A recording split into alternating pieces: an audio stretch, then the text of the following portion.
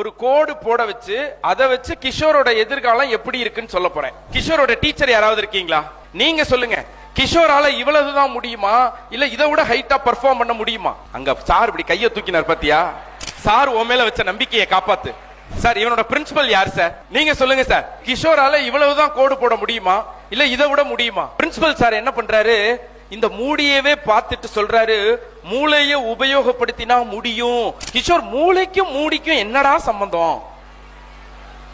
இப்ப போடு.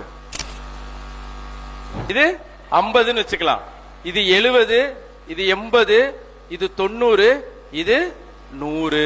இனிமே வாழ்நாள்ல நீ கோடு போடும் போது உனக்கு ஒரு விஷயம் ஞாபகம் வரணும். எதுக்கு கோடு போட்டாலும் என்ன, ஐ கேன். நான் என்ன சொன்னேன், உன்னால எவ்வளவு ஹைட்டுக்கு முடியுமோ போடுன்னு சொன்னேன். அப்ப இங்க போட்டாரு. என்கரேஜ் பண்ண பெர்ஃபார்மன்ஸ் என்னாச்சு? டீச்சர்ஸ் என்ன சொன்னாங்க, உன்னால முடியும்னு சொன்னாங்க. ஃப்ரெண்ட்ஸ் என்ன சொன்னாங்க, உன்னால முடியும்னு சொன்னாங்க. பிரின்சிபல் சார் என்ன சொன்னாங்க, உன்னால முடியும்னு சொன்னாங்க. நல்லா தெரிஞ்சுக்குங்க, உங்க குழந்தைங்க பின்னாடி யாருமே உன்னால முடியும்னு சொல்றதுக்கு என்னைக்குமே பின்னாடி வர முடியாது. உங்க குழந்தைங்களுக்கு நீங்க ஒரு பழக்கத்தை ஏற்படுத்தணும். என்னால முடியும்னு சிந்திக்க பழக்கப்படுத்தணும் நீங்க. அதுக்குதான் பேரண்ட்ஸ்.